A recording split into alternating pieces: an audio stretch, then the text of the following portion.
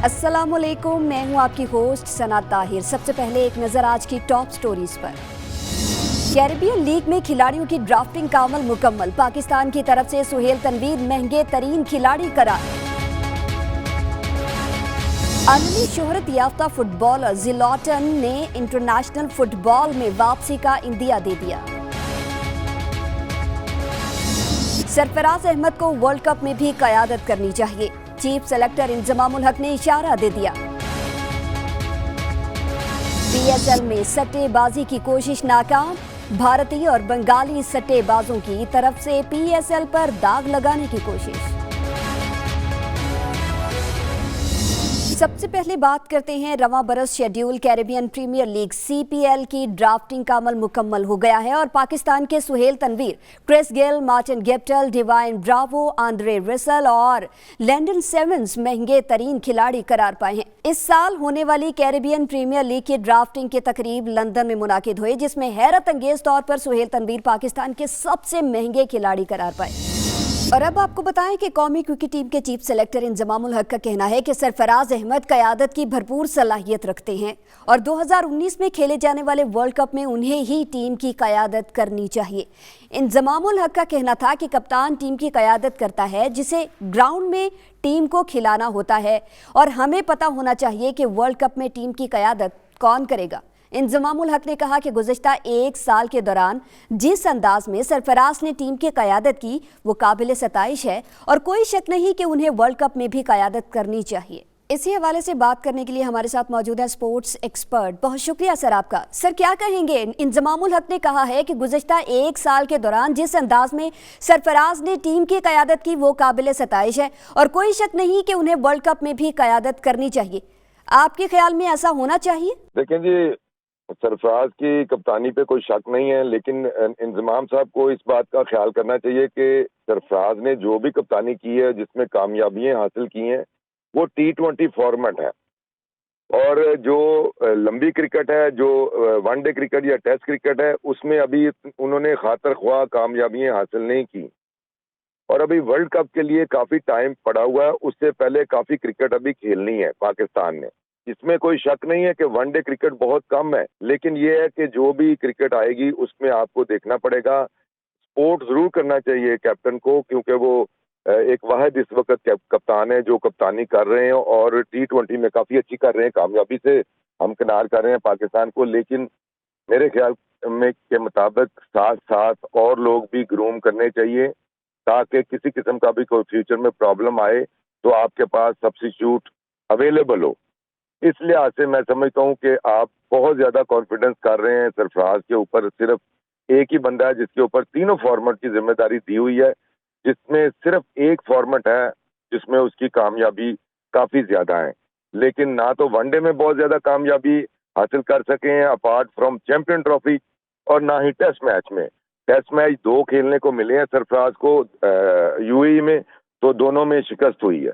तो मेरा ख्याल है कि अभी टाइम काफ़ी है, बहुत जल्दी फैसले नहीं करने चाहिए। ठीक है, तो आपको क्या लगता है कि मुस्तकिल कप्तान के होते हुए टीम में कोई बेहतरी होगी? देखें, टीम में बेहतरी तो बिल्कुल आती है जब आप एक लड़के को अनाउंस करते हैं और उसको फिर बैक करते हैं।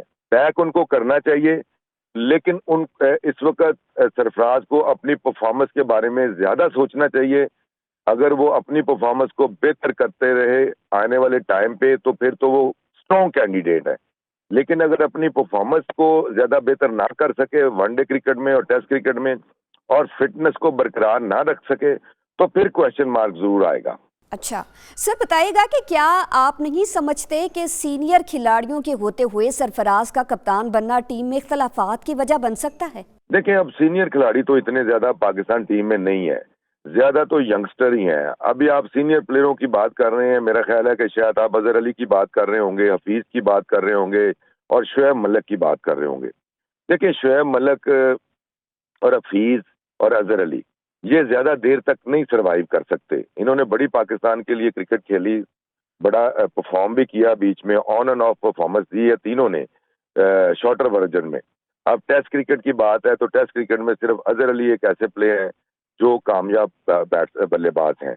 तो मेरे ख्याल के मुताबिक कोई बहुत बड़े हमारे पास ऐसे प्लेयर नहीं है जिनकी अंडर मतलब है कि उनको खेलना पड़ रहा है, सरफराज के अंडर खेलना पड़ रहा है। मेरा ख्याल है कि ये एक अच्छी स्ट्रेटजी है कि अगर थोड़े से अरसे के बाद अजहर अली या शोएब मलिक या हफीज चले जाते हैं तो फिर सरफराज के लिए बहुत बेहतर फैसले करने में आसानी पैदा हो सकती है। ठीक है, वनडे में हमारी क्रिकेट टीम काफी कमजोर है, आपके ख्याल में कौन सी तब्दीलियां और कैसी प्लानिंग की जरूरत है अब? देखिए, आपको वनडे क्रिकेट में और टेस्ट क्रिकेट में दोनों में एक्सपीरियंस जरूर चाहिए होता है। आप सारे यंगस्टरों के साथ नहीं खेल सकते। तो मेरा ख्याल है कि ये थोड़ी सी हमारा जो कोच हैं वो थोड़ी गलती कर रहे हैं कि ज्यादा यंगस्टरों को चांस दे के तो टीम जो है ना वो जीत नहीं पा रही। मेरे ख्याल में ठीक है, तमाम लड़कों ने जब उनकी क्रिकेट खत्म होने को आती है तो उन्होंने जाना तो होता ही है, लेकिन मेरा ख्याल है कि अहमद शहजाद और उमर अकमल अगर परफॉर्मेंस अच्छा देते हैं और बिहेवियर अपना अच्छा रखते हैं तो उनको अभी भी वनडे क्रिकेट में होना चाहिए। बाकी हफीज कंट्रीब्यूट करते रहे हैं, उन्होंने चैंपियन ट्रॉफी में भी कंट्रीब्यूट किया। शोएब मलिक से भी जो ले सकते हैं ले लें, लेकिन उनको इज्जत के साथ रुखसत करें और अच्छे प्लेयर डोमेस्टिक क्रिकेट से ढूंढें जो लंबी क्रिकेट खेलने जानते हों। अच्छा सर, आपको नहीं लगता कि हमें वर्ल्ड कप के लिए सीनियर खिलाड़ियों को मौका देना चाहिए अब? बिल्कुल, सीनियर खिलाड़ियों का काम है वर्ल्ड कप में। अगर आप सारे जूनियर या आप नए लड़के लेके जाएंगे तो फिर आपके लिए प्रॉब्लम होगी। आपको इन लोगों को कॉन्फिडेंस देना पड़ेगा, ट्रस्ट करना पड़ेगा और मेरा ख्याल है कि इस 2019 के वर्ल्ड कप के बाद आपके पास बहुत ज्यादा नए प्लेयर आ जाएंगे और फिर आपको अगले वर्ल्ड कप के लिए तैयारी के लिए बहुत अच्छा एक स्क्वाड मिल जाएगा। लेकिन इस वर्ल्ड कप में आपको जरूर 4 से 5 सीनियर प्लेयरों की सख्त जरूरत है। जी बहुत शुक्रिया आपका, स्पोर्ट्स एक्सपर्ट हमारे साथ मौजूद थे। मजीद भी हम खेल के हवाले से बात करेंगे, लेकिन एक ब्रेक।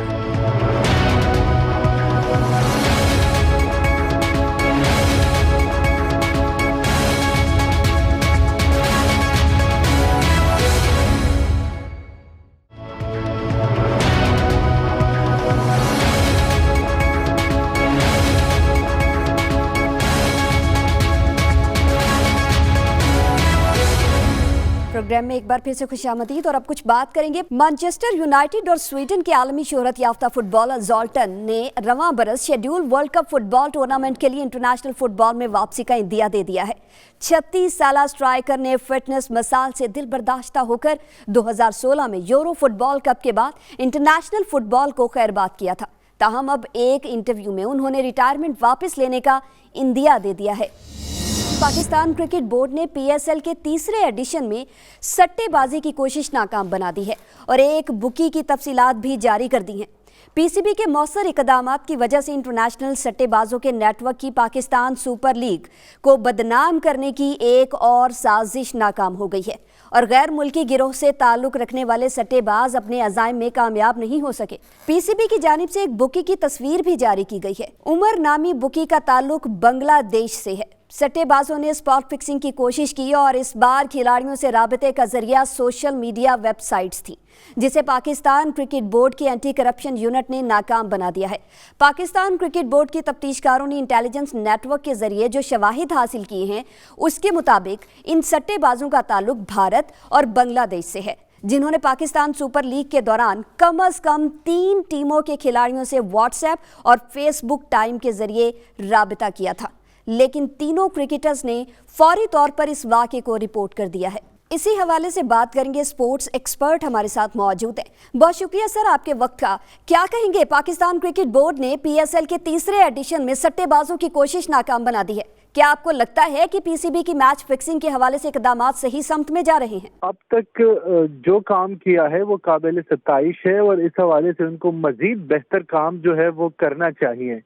देखिए, अगर माजी में हम देख ले तो माजी में हमारे ज्यादातर क्रिकेटर जो थे वो इन लोगों के बातों में आ जाते थे और अपना कैरियर जो है वो खराब उन्होंने किया भी है और करते भी रहे हैं। अगर बात की जाए मोहम्मद आमिर की, तो मोहम्मद आमिर भी इन बुकीज की बातों में आगे आता और अपना उन्होंने खासा जो 4-5 साल का जो दौर था वो खराब कर दिया है। मोहम्मद आसिफ की हम मिसाल ले ले, सलमान बट की हम मिसाल ले ले, लेकिन अब जो है पीसीबी ने उनको जो है वो मुख्तलिफ कोर्सेज भी कराए हैं और उनको समझाया है कि ऐसे लोगों से आपने बच के रहना है, क्योंकि इन्हीं लोगों की वजह से आपका जो कैरियर है वो खराब होता है। और दूसरी बात यह है कि जो सबसे अहम है कि मुल्क का नाम भी बदनाम होता है अगर इस तरह की एक्टिविटीज में हमारे जो कौमी प्लेयर्स हैं, जो कौमी हीरोज है, अगर इस तरह की एक्टिविटीज में वो इन्वॉल्व होंगे और इन लोगों की बातों में आएंगे तो उसका एक नुकसान तो ये होगा कि मुल्क का नाम बदनाम होगा। दूसरी बात है कि उन खिलाड़ी को भी नुकसान है, वो वक्ती फायदे, तो उनको जो है वो वक्ती फायदे के बारे में सोच लेते हैं, लेकिन उनका जो फ्यूचर है वो डार्कनेस की तरफ जाता है। वो लोग उनसे नफरत करते हैं, लोग उन पर कहते हैं कि इन्होंने मुल्क का नाम जो है वो बेच दिया है और मुल्क को बदनाम किया है। अब जो पीसीबी ने ये काम किया है तो ये काबिल तारीफ है और पीसीबी को मजीद भी ऐसे इकदाम करने चाहिए कि खिलाड़ी जो है इस तरह के लोगों से, ये जो बुकीज है, इनसे दूर रहें। अब अगर बात की जाए PSL 3 के, तो अब ज्यादातर तादाद में जो बांग्लादेश के लोग हैं और इंडिया के लोग हैं, वो कभी इंडियन तो कभी ये नहीं चाहते कि पाकिस्तान में क्रिकेट का जो है वो रिवाइवल हो और अच्छे प्लेयर जो है वो बाहर आए ताकि मुस्तकबिल में वो बिन अक़वामी सतह पर मुल्क का नाम रोशन करे। वो तो हर उस तक वहां तक जाते हैं, उस पोजीशन तक कि पाकिस्तानियों को वो बदनाम करे और जो अच्छे प्लेयर है उसका जो कैरियर है वो तबाह करे। तो इंडिया का तो ये वतीरा है कि वो हमेशा से पाकिस्तानी जो टैलेंटेड और अच्छे अच्छे प्लेयर्स हैं उनके पीछे लगे हुए हैं ताकि उनको किसी भी तरीके से अपने बातों में फंसाएं और उनका जो कैरियर है वो तबाह करे और खासकर पाकिस्तान का नाम जो है वो बिन अक़वामी सतह पर वो बदनाम करते हैं। अच्छा सर, इस बार भारत और बांग्लादेश से बुकीज ने खिलाड़ियों से राबता किया है, क्या आईसीसी को नहीं चाहिए कि मुतालिका बोर्ड या हुकूमत से इस मामले में राबते करे? आईसीसी तो कभी भी न्यूट्रल नहीं रहा। अगर ये काम पाकिस्तान में से कोई करता तो पाकिस्तान के खिलाफ वो एक्शन भी ले लेते और अब तक कोई ना कोई उनको सजा भी दिलवाते, लेकिन चूंकि इस फिक्सिंग में मुलविस कौन है, ये इंडिया है या बांग्लादेश है, तो आईसीसी जो है यहाँ पे बिल्कुल न्यूट्रल नहीं है। उन्होंने खुद को साइड पे कर दिया है और उनको सब कुछ नजर भी आ रहा है, लेकिन वो खामोश तमाशाई है। बुनियादी वजह ये है कि आईसीसी के जो सदर है उनका ताल्लुक भारत से है और जो बड़े बड़े ओहदेदारान हैं उनमें से बांग्लादेश के लोग भी शामिल हैं। तो बांग्लादेश और इंडिया का हमेशा से यही इनकी ख्वाहिश है कि पाकिस्तान जो है वो क्रिकेट की दुनिया से दूर रहे और इंटरनेशनल जो प्लेयर्स है वो पाकिस्तान ना आए।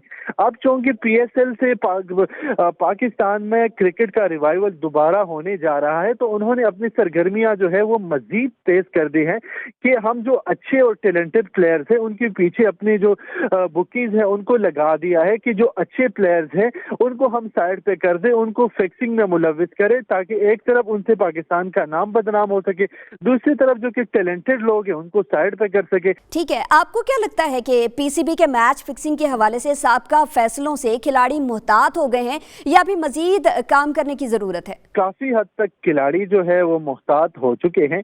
माजी में हमने कई दफा देखे कि एक एक वक्त में पाकिस्तान क्रिकेट से वाबस्ता और पाकिस्तानी जो प्लेयर्स है वो हमने इस तरह की सरगर्मियों में मुलविस होते हुए देखा है, लेकिन पीसीबी ने जो इकदाम उठाए हैं और खासकर खिलाड़ियों के खिलाफ जो एक्शन लिया है तो उससे काफी बेहतरी आई है। अगर माजी में हम देख ले तो पाकिस्तान में 5 से 6 प्लेयर्स जो है वो एक साथ फिक्सिंग में मुलविस पाए गए थे, लेकिन पीसीबी आईसीसी दोनों ने उनके खिलाफ एक्शन लिया तो उससे ये फायदा हुआ है कि अब जब प्लेयर्स इस तरह के लोगों को या तो वो अवॉइड करते हैं, अगर अवॉइड नहीं भी करते तो अपना जो मुतलका बोर्ड है पीसीबी उनको आगाह करते हैं कि पुलाव बंदे ने मुझसे जो है वो राब्ता किया है और इस तरह की पेशकश की है। तो पीसीबी ने जब से ये इकदाम उठाए हैं तो उससे जो है काफी बेहतरी आई है। अब प्लेयर्स जो है फिक्सिंग में मुलविस होने की बजाय जो है वो अब पीसीबी को आगाह करते हैं और पीसीबी जो है उनके खिलाफ फिर वो एक्शन ले लेते हैं। आईसीसी बुकीज को लगाम देने में अभी तक नाकाम क्यों है? आईसीसी जो है वो फिक्सर्स को लगाम देने में इसीलिए नाकाम है क्योंकि वो जो है गैर जानिबदारी से काम नहीं ले रही। अगर जहां पे इंडिया या उनके जो इत्तेहादी ममालिक है उनकी बात आ जाए तो वो फिर एक्शन लेने को तैयार नहीं होते। अगर पाकिस्तानी या कोई और मुल्क इसमें मुलविस पाया जाता है तो फिर उनके खिलाफ वो फौरन जो है वो एक्शन ले लेते हैं, उन पे पाबंदी लगा देते हैं। जब तक आईसीसी और आईसीसी के जो सदर है वो न्यूट्रल नहीं होंगे, तमाम जो बोर्ड्स है उनके साथ जो है वो यकसा नहीं चलेंगे, तो फिर नुकसान होगा और इस तरह के मामलात देखने में आएंगे। आईपीएल में भी हमने देखा है, उधर भी बुकीज जो है वो अपना काम कर दिखाते हैं। लेकिन इस वक्त अगर बात की जाए PSL 3 की, तो PSL 3 में ज्यादातर जो बुकीज है वो उनका ताल्लुक जो है भारत से है या बांग्लादेश से है। वो इस तरह की सरगर्मियों में जो प्लेयर्स को मुलविस करने की कोशिश करते हैं। एक उनका मकसद ये होता है कि बैनुल-अक़वामी जो प्लेयर्स हैं वो नहीं चाहते कि जो बैनुल-अक़वामी प्लेयर्स हैं वो पाकिस्तान आए, और दूसरी बात ये है कि वो बैनुल-अक़वामी सतह पर ये तासुर देते हैं कि PSL जो है ये कोई कामयाब नहीं है IPL की तरह। और दूसरी बात ये है कि जो बैनुल-अक़वामी हमारे जो प्लेयर्स हैं, जो कौमी प्लेयर्स हैं, उनको बदनाम करने की भी वो पूरी कोशिश करती है। लेकिन ICC जो है यहाँ पे खामोश तमाशाई बनी हुई है और उनके खिलाफ कोई भी एक्शन लेने को तैयार नहीं है। अच्छा, ये भी बताइएगा कि भारत में बुकीज की एक बड़ी तादाद मौजूद है लेकिन ICC भी खामोश है, इसकी वजह क्या हो सकती है आपके ख्याल में? जी, अगर बात की जाए भारत में बुकीज की, तो ICC का सदर जो है उनका ताल्लुक भारत से है, वो हमेशा से जानिबदार रहा है। जहाँ पे भारत की बात आती है तो वो खामोश होता है और उसके खिलाफ एक्शन तो दूर की बात, वो बात करने को भी तैयार नहीं होते। होना तो ये चाहिए था कि ICC के सदर जो है वो भारत का नुमाइंदा ना होते और सिर्फ वो ICC के सदर रहते, लेकिन यहाँ पे उन्होंने जानिबदारी से काम लिया है। जहाँ पे भारत के हवाले से कोई बात भी करता है तो वो आगे से उन्हें मना कर देता है। सबको पता है कि ज्यादातर जो बुकीज है उनका ताल्लुक जो है भारत से है, लेकिन वो उनके खिलाफ एक्शन लेना तो दूर की बात, वो उनके खिलाफ बात करने को भी तैयार नहीं होता। और वो ये दिखाने की कोशिश करता है कि जो ICC के सदर है वो ICC के सदर कम लगते हैं और भारत क्रिकेट बोर्ड का जो नुमाइंदा है वो ज्यादा लगता है। अगर ये न्यूट्रल होंगे और जो भारत में जो फिक्सर मौजूद है उनके खिलाफ वो एक्शन लेंगे तो मामला काफी हद तक जो है वो ठीक होंगे। जी, बहुत शुक्रिया। स्पोर्ट्स एक्सपर्ट हमारे साथ मौजूद थे। कल फिर हाजिर होंगे एक नए प्रोग्राम के साथ। अब तक के लिए इतना ही।